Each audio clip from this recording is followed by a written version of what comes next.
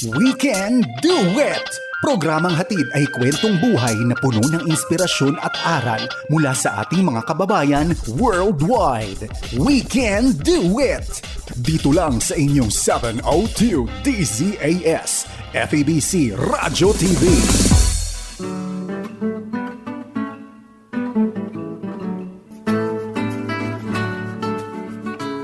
And from Chile, Southern California, the Far East Broadcasting Company presents We Can Do It! It truly is chilly. Ngayon ay Disyembre na. Napakalamig na ngayon. Lumalabas na ang lamig. At pati si Ate Maru, bilib ako sa iyo, kinakaya may lamig, hindi ka nakabalabal ngayon. mukhang ang ating guest ay galing talaga sa pinakamalamig dito sa California. Mas malamig ang Northern California. Kaya Sister Daya ay all decked up, sinasabi nga. At ilang panahon na lang, halos 2 linggo magpapasko na. At salamat sa Diyos na sa panahon ito ng Disyembre sa We Can Do It weekly program na kung saan, sabi nga ni Ate Maru, mga kwentong may kwenta ang ating naririnig. At salamat sa Diyos, last time we had Pastor Edward Granadosin. Now we have another singer, a very wonderful soloist, wonderful musician, Daya Dizon. Praise the Lord. Whoa! Kamusta po? Kamusta po sa inyong lahat? Oh, hi.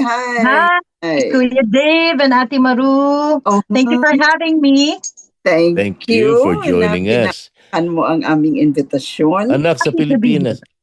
Sa Pilipinas, tiga saan kayo, Iha? Lumaki po kami sa San Juan, Metro Manila. Alright. Okay. At ilang taong ka nung napunta ka na Estados Unidos, Ina? 20 years old po kami when nagpunta kami dalawa ng twin sister ko, si Deo. Dalawa lang muna kami nung pumunta kami dito. We met up with our dad in San Francisco. That was September 3rd, 1993. Talaga naman. Talagang may date pa. Ay, oo. Yung panahon niya, malamig no September 1993 at I don't mean to rehash, pero 4 months later, dumating yung Northridge earthquake, 1994, if you remember. That was the big news at that time. At any rate, Sister Daya, we're so excited na kami tuwa na kinakasama. At ang Ate Maru ang mangunguna sa ating panayam at ako po ay sisingit-singit from time to time. Okay. Ang ating special guest, I think this is the 3rd time na naging guest na siya, part of Papuri USA. Before kasi mayroon siyang family child care. She had it for 10 years dito sa Southern California. And she said she will be working as a nurse next month, this November. Wow. Yes, I am. Good, yes. Woohoo. And then, isa siya sa mga Papuri singers featured sa Papuri 14. Anong Papuri na ba ngayon? 22? 23? 25, I think. Wow. This was the time before they left for the US. And then she was also part of batch 4 trainees under Pastor Edward Granadosin. Wow. Nag-guest lang natin last week. My teacher. And then mayroon siyang twin sister and i-guest natin yan next week. Nako, talaga naman. Silang dalawa, si Deo at si Daya, they sang with Kathy Amaka. And ang kanta was more on Di Susuko sa Papuri 14. Yes. Di Susuko. Yes. Yeah. And then you also have a duet at the same Papuri 14 with Rading Humakyo. At yun naman ay Sa'yo Lamang pala. Sa'yo Lamang, Ang ganda. I haven't heard this song, but balikan ko yung Spotify na ate. Talaga? Nasa Spotify? Oo, sige. I-spot natin yan. So, welcome sa ating program, Dai. I know that this is your 3rd time in the program and really enjoy Papuri USA, your testimonies, and your dedication in the ministry of the Lord. I know that you have grown. How many years ka na sa Papuri? Papuri USA, I've been with them for 23 years. Wow. Papuri USA? Wow. 23 years. So, noon sumama ka sa Papuri USA, no, 3 taon ka pa lang noon, Iha. 23 Mga years. 5 po. Alam mo, una ko narinig si Sister Daya, ito nakaraang Setyembre, nagkaroon ng concert dito si Doji Simon, Arnel Depano at ang aking kapatid. At sabi sa akin ni Junji, silang magkapatid ang kasama nila sa Northern California concerts. So dito sa Southern Cal, sabi niya, Kuya, pakinggan mo ang Papuri USA, pakinggan mo yung bawat isa sa kanila. Bago ko pa sila ma-meet, ay narinig ko na yung kanilang pangalan. And sure enough, when Grace and I heard this young lady sing, oh wow, our jaws dropped. Oh, yeah. Wow. Oh, praise God. I said, this person is just amazing. This Yeah. group is amazing. All of them are amazing. You blessed us, Iha, your stage presence, most of all, your music.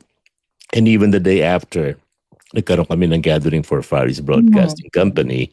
And she also sang. We very God. blessed kami sa iyo, anak. Very blessed. That's true. Salamat po. Praise God. Talaga ang singing ministry is such a powerful ministry, and I'm glad I was a part of it in the early days of my life. Early. Opo. Early days of your lives, ate. Sister Daya, alam mo, Ate Marumo ay napakarami mga grupo sinamahan niya. Prima Faye Trio, Hush Band, ano po. At talagang mga awit yan, at pati sa Papuri. Hindi mo na itatanong, kumanta din ako nung araw sa presinto. Ano po? Wala. At any rate. Hindi, magkasama tayo sa chordsmen. Madalas pagka pinag-uusapan ng mga Papuri singers, nag-expect po kayo ng awitin sa kanila, ano po. Pero ipipresente naman natin ngayon ang isang bahagi ng kanilang talento at ang kanilang buhay. At bagaman walang awitin na nakasama sa programa natin ngayon, maririnig naman natin ang ating kapatid na Daya patungkol naman sa kanyang mga kasaysayan at kanyang mga karanasan. Para tayo kay Deli, ano, at Pasado na. I was not with the FEBC anymore ng Papuri 14, so hindi ko masyado kilala na yung mga singers.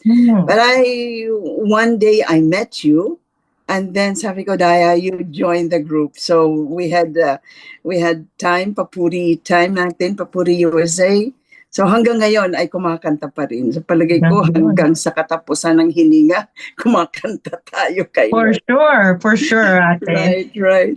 So Day, Disyembre kasi ngayon, there's a lot of things na nangyayari sa isang tao kagaya natin in the ministry as a family person din, ang Disyembre.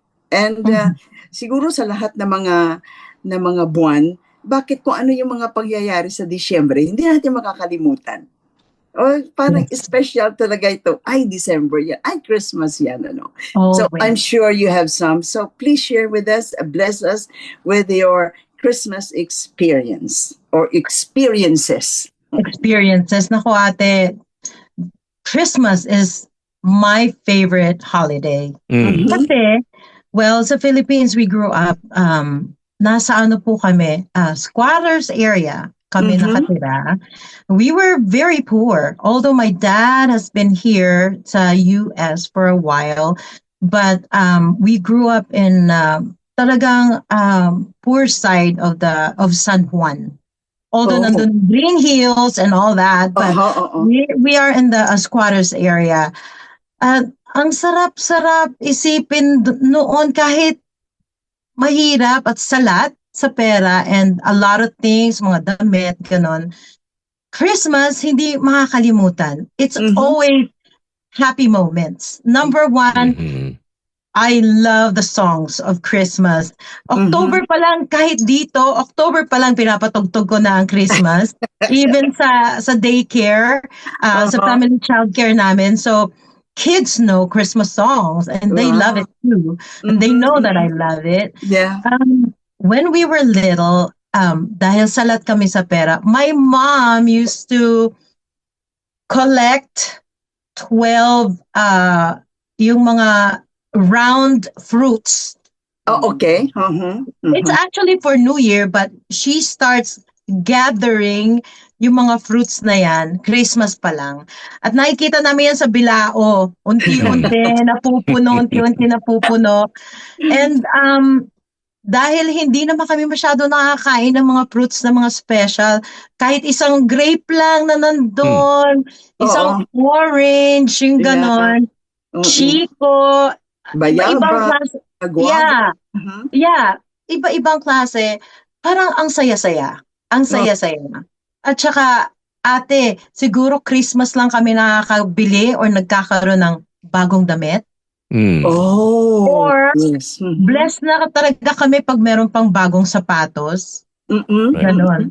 So, yun yung mga memories na hindi matanggal. Kumakain kami ng once a year, twice a year, nakakain kami ng spaghetti na merong Coke, na ganon, spaghetti na merong hotdog, ganon. Wow. Yummy. It's not every day or lahat ng pagkakataon nakakain kami ng ganon. But Christmas, kahit anong hirap, my mom would try her best na maghain sa lamesa ng masarap na food. Yun ang hindi ko makakalimutan. Her effort to make us, her kids. 5 po kasi kami.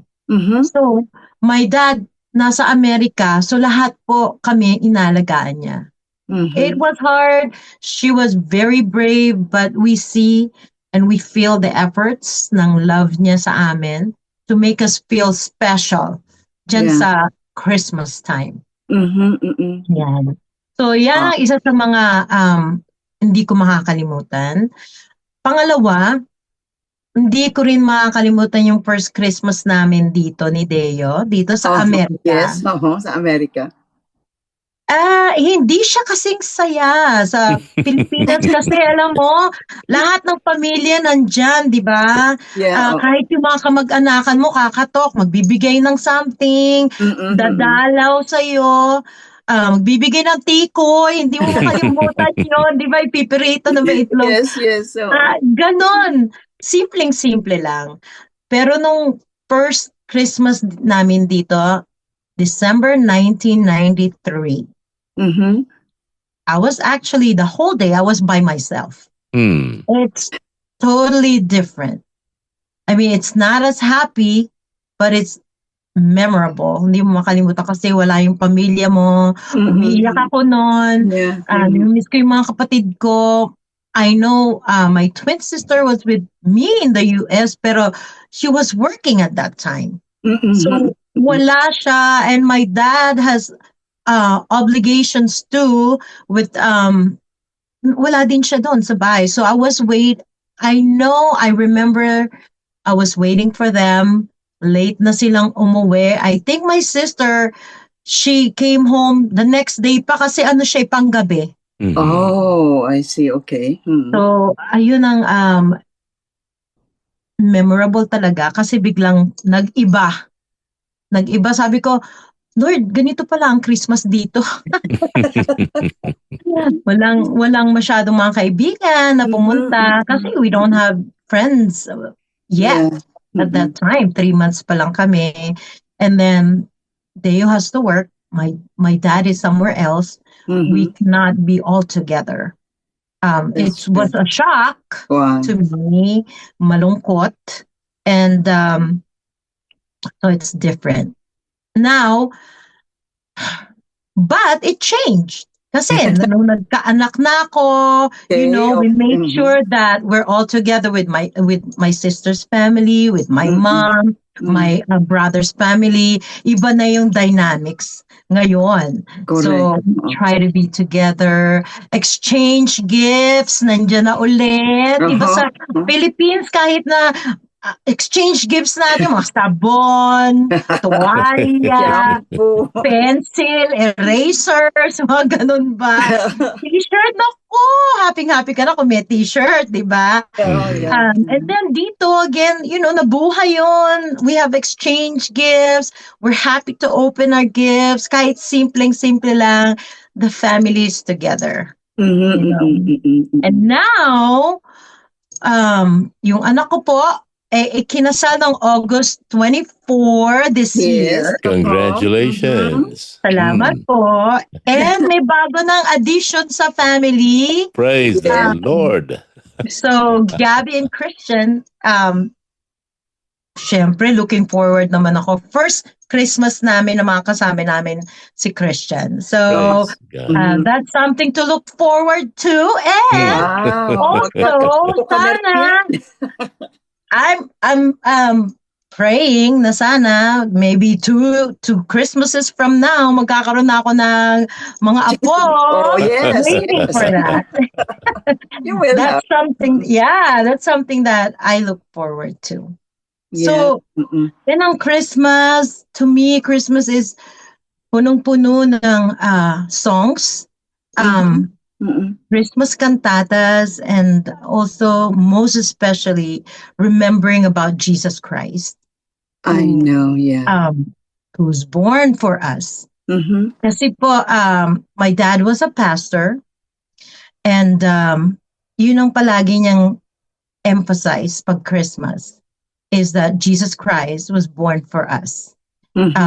Yes, para magsaya tayo, but most especially for our salvation ng ating souls. So, I remember you were a part of an American church dito sa and you were one of the soloists in that church, and I was so proud. Na sabi ko, ako, Filipino na naman si Daya na naman, and you sang so beautiful. Ang galing-galing mo, Daya. And I know, alam mo naman ang Christmas sa atin, September pa lang Christmas. Yes. The bare month, yung sinasabi nila, it's really different. It's really different. Kasi dito parang you can only feel Christmas when you go to the malls. Kasi andun mga decoration, Tapos sa mga bahay-bahay hindi masyado, no? Pero sa atin kasi napaka-festive talaga ang Christmas doon. Kaya wow. Oh, thank you. Thank you for sharing your Christmas story, and alam ko marami pang mga Christmases with your granddaughters and grandsons in the future. It's going to be a memorable one. Looking forward, yes. Isipin mo, nakakatuwa yun, iniisip siguro ng marami sa Pilipinas, naku, napakasaya siguro ng Pasko sa Estados Unidos. Nagkakaroon ng bawat isa, lalo pa pagka ikaw ay medyo adult na pag napunta ka na US. Nagkakaroon ka ng tinatawag na culture, yung shock na yun, Correct. Napakatotoo po nun. Dahilan sa Pilipinas, ang Pasko, daman-daman mo talaga, Setyembre pa lang, hanggang sa Enero, talagang ang Pasko, pinagdiriwang yan. Masaya ang lahat. Sa Estados Unidos, lalo na, tutusin ang mas masaya Thanksgiving. Ito nakaraang. Yeah, that's right. Yan ang big deal talaga. Kaya talagang bumibiyahe at talaga nagtitipon-tipon yan. Dahilan sa hindi naman lahat dito sa Estados Unidos ay nagdiriwang ng Pasko sapagkat iba-iba ang kulturang pinagmulan. Correct. Ang pinagmulan, halos namin menos yung Pasko. Kaya, mabuti naman, Iha, noong ikay-una nagpasko dito, Christmas of 1993, that was on a Saturday. At yung weekend mo pa naman na yun, tapos sinasabi ni Sister Daya na malungkot, na shock siya sa Pasko dito sa Estados Unidos. Wala yung twin sister niya, ang papa niya hindi nila kasama. Pero nakita ko yung ibang klaseng angulo sa buhay ni Sister Daya na hindi lang siya naka-overcome noon, kundi na-turn around niya yung culture, At ngayon, gagawin niya mas masaya ang Kapaskuhan dahilan sa, tama yun, Iha. Imbitahin natin mga kaibigan natin, mag-celebrate tayo. At maligayang bati ngayon pa lamang sapagkat lumalaki ang inyong angkan talaga naman. Nabanggit mo, Iha, na pastor si Daddy. Saan nagpastor ang Daddy? Sa Methodist Church po siya. Sa Marami po siyang napuntahan. Ako, na-destino po kami sa Palawan, sa Mindoro, sa Bulacan, San Juan. Dito po, nag-assistant pastor po siya sa St. Paul's United Methodist Church sa San Jose rin. So, ay iba pong mga provinces na yan, nakalimutan ko na kasi maliit pa kami noon. But di namin makakalimutan kasi yung mga places na naaalala namin hanggang ngayon. Nung isang araw lang po, nagkukwentuhan kami ni Deo.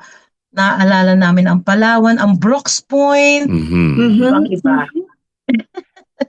Reality pa naman sa Methodist world, sa mga pastor, na itinerant ang mga Methodist ministers, i-assign ka sa iba-ibang lugar. Kaya ngayon, nandito ka sa Palawan, bukas Makalawa, nasa Bulacan ka, tulad nung nasabi ni Sister Daya. Ano po.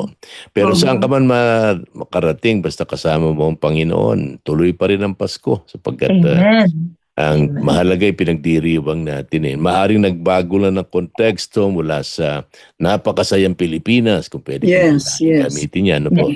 Dito naman sa tutusin parang normal lang ang Pasko dito sa Estados Unidos. Mga kapatid, mga manonood, mga nagpakinig, baka magulat po kayo. Pag Biyernes Santo dito sa Estados Unidos, may Paso. Hindi yung holiday yan. Hindi yung holiday yan. Kaya ganun po kakaiba. Pero saan man tayo naroon, ang mahalaga, pinagdiriwang natin ang ating Panginoon. Kaya pala si Sister Daya, kung saan sana nakarating at anong konteksto na kanya nakita. Pero iba-iba kayo lugar na pinagmulan iya. Ano isang bagay naman na iba-iba ang Pasko, iba-iba ang lugar. Pero anong isang bagay sa iyo, sa Pasko na hindi nagbabago? Yan po ang celebrating Jesus Christ. At kahit po nasaan tayo, malungkot man o masaya, we know that Jesus Christ came to save us and to be with us. Yeah, it's true. Hindi lang siya isang... Ang pagmamahalan, kahit ang lalayo natin, talagang we have ways to celebrate love for each other, not only for Jesus Christ, but for each other, friends and family. And we really try to get moments para ma-share natin yung love natin. Tama. At saka yung mga nag-aaway, may mga tampuhan. Uy, Christmas na. Uy, magkabati na kayo. Ano naman? Masyado maikli ang buhay para natin bigyan po ang yung mga tampuhan at samaan na loob na yan. At ang isa pa, ngayon pa na ang technology ay nagbago. Dati, pagtatawag ka ng Pilipinas, long distance para bumati ng Merry Christmas. Napakamahal. 3 minuto, $10. Ang cellphone. Ano ba yan? Ngayon pwede kang mag-FaceTime. Dumating tayo doon sa stage ng phone card. Kikiskisin mo pa yung numero doon. Kuminsan half hour binili mo, bibigyan ka lang ng 20 minutos sa limbawa. Pero ngayon na may FaceTime, ngayon na may kung anumang technology na meron tayo, samantalahin natin. Maganda yung sinabi ni Sister Daya sa atin. Let us keep connected. Huwag mawawala yun. Tiga Pilipinas, mag-text kay Ate Maru. Sabihin nyo kung gano'n nyo nagugustuhan ng We Can Do It. Kung ayaw naman ninyo, sabihin nyo rin sa amin. Hindi namin gusto yun. We love it! Text niyo si Ate Daya. Text niyo ako. Tayo, sa madalit sabi, tayo ay manatiling konektado sa isa't isa. Ngayon pa naman na ang technology ay napakalawak at hindi na ganoon naman kamahal at available na sa atin.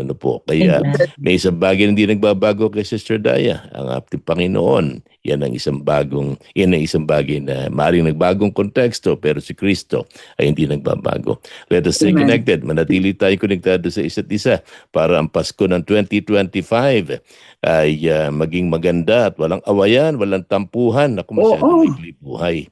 Tama. Ate, masarap makinig kay Sister Daya. Tuwan-tuwa ako pagka umaawit siya, pero narinig ko istorya niya, ibang side ni Sister Daya ang aking nakita. Correct. I'm so blessed. Yeah. So bago tayo magpaalam, isang reminder lang sa ating mga tagapakinig at taga-subaybay sa ating programa. Ang ating programang We Can Do It ay napapakinggan sa FEBC Radio TV at napapanood sa Facebook Live. at sa YouTube channel ng 702 DZAS FEBC Radio TV. Okay, pagsabihin nyo yan mga kaibigan. At ganun din ang ating mga kaibigan sa Coronadal, South Cotabato. Ang ating programa ay nadidinig sa DXKI 1062 Coronadal, South Cotabato tuwing Miyerkules naman ng hapon, alas 5:30. Kung pwede lang ako mag-Ilonggo ng kung kayo. Sige lang, te. Mayo nga Pasko at sa inyo nga tanan. Very I good. was so happy to have you in the program. We'll have more of you. Alam ko, I'm thinking of another set of programs na dalawa kayo ni Deo. Deo. Oo, mga twins. Yeah. Let's go into the twins. So kami po ay pansamantalang magpapaalam. Maraming salamat, Daya. Ito po si Ate Maru Cepeda Javier. Kasama si... Dave Marcelo po, nagpapasalamat din tayo sa ating kapatid na Shekinah Abalon, na ating engineer sa control sa darating na Sabado. Si Sister Deo naman ang ating kakapanayamin. Tandaan ninyo, ano man ang lugar, saan man tayo naroon, nagbago man ang konteksto ng Pasko, hindi nababago ang mensahe ng ating Panginoong Jesucristo at nanatili tayong konektado. Sa tulong at biyaya ng Panginoon, ano man ang ating sitwasyon sa Kapaskuhang ito, pagkasama natin ang Panginoon, sabay-sabay tayo, Sister Daya, Ate Maru, pagkasama natin ang ating Panginoon, we can do it! Woohoo! Kaya mga kaibigan, goodbye for now and we'll be back next week, same time, dito po sa 702 DZAS. Inyong narinig ang We Can Do It! Dito lamang sa inyong 702 DZAS FEBC Radio TV, agapay ng sambayanan.